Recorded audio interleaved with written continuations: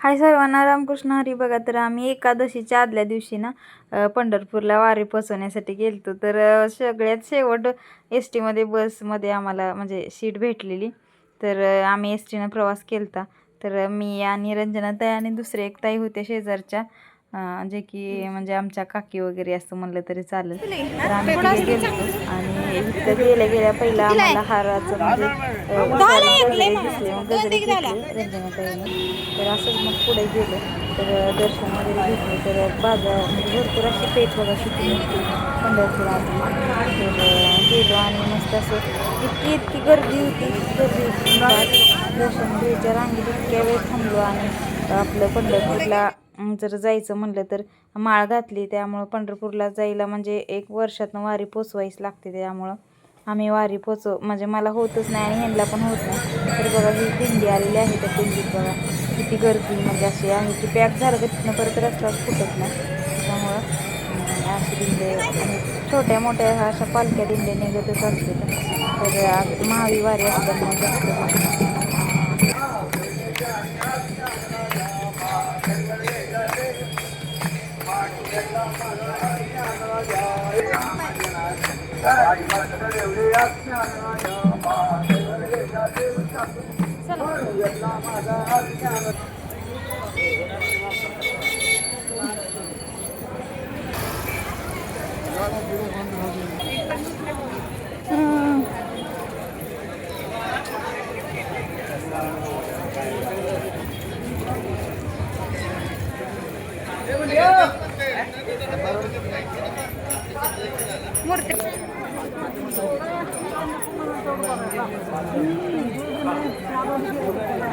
मग तीच की जागा होती की अलीकडे सगळी गाड्यांपेक्षा चपले. मी म्हणलं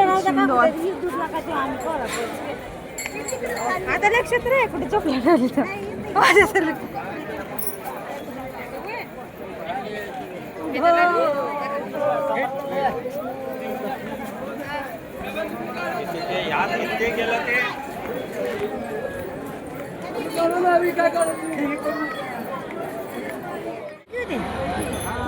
एक द्या मला. किती होते? एवढं नको, 50 रुपये द्या मला. तर ना आम्ही परत बघा भरपूर अशा गर्दीतनं गेलो आणि वाट काढत म्हटलं तरी चालेल. आणि मग नामदेव पायरीपाशी गेलो तर तिथं पण भरपूर गर्दी होती. सगळीकडं पोलीस म्हणजे बंदोबस्त वगैरे म्हणजे असतोच प्रत्येक वारीला. तर दर्शनासाठी इतकी गर्दी होती, दाटादाटी इतकी म्हणजे ढकलाढकली होती. तसंच मला शूट घेता येत नव्हता, तसंच मी घेतला थोडाफार. परत तर घेताच आला नाही. मग नामदेव पायरीचं दर्शन घेतलं आणि तिथं काय म्हणजे अलाउडच नव्हता मोबाईलचं, कारण सगळी अशी साखळी असते तिथं, लईच गर्दी असते. तरी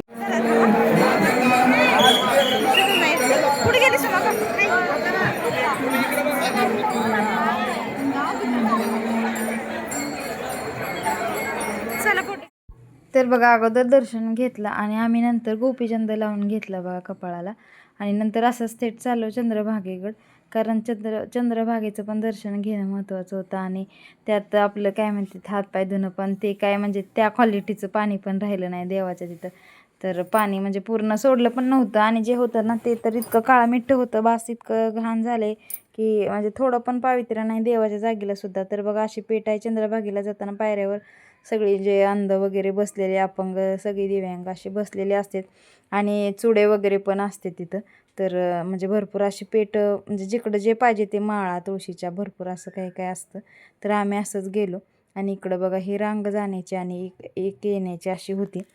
त्यामुळं मध्ये एक पार्टिशन असतं आणि असं बघा दर्शन झालं. आणि इकडं तर भरपूर म्हणजे चंद्रभागेला पण भरपूर अशी गर्दी होती. आम्ही फास्ट चालत मी असा शूट घेतला होता थोडासा.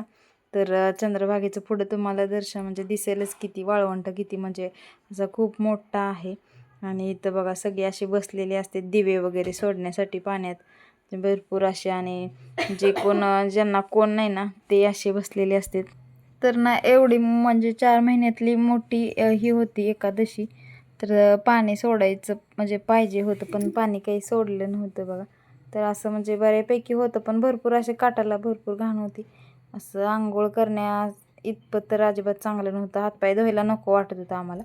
तर मग तसंच धुतलं आम्ही हातपाय.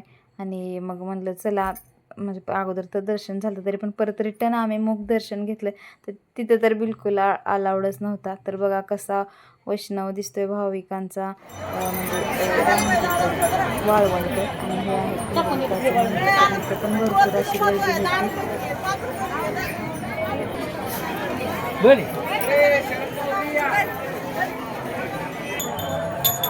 हे आपल्याकडे नाही येत वासुदेव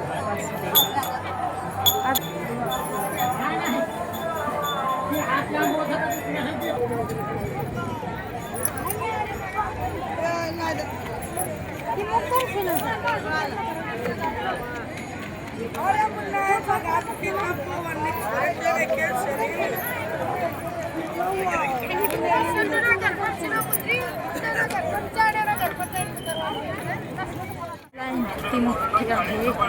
रांगेत दर्शन घेणार आम्ही आता.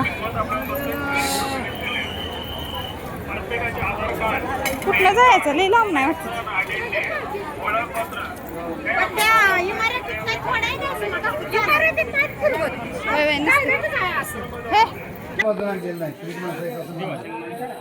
वारीमध्ये उभा राहिलोय मुख दर्शनासाठी आणि भरपूर अशी गर्दी आहे. पाठीमागून आजची गाणं म्हणायला लागली. उभा असायचे वरती, आता आलाय ना मंदिरापाशी. श्री ज्ञानदेव तुकाराम पंढरीनाथ भगवान की जय.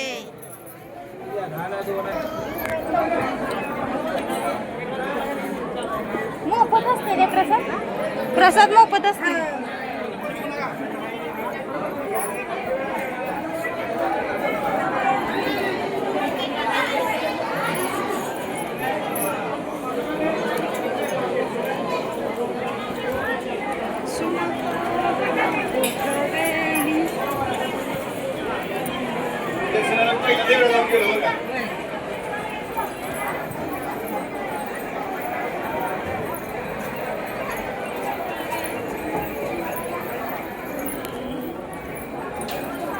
आलं जवळ, चला आता.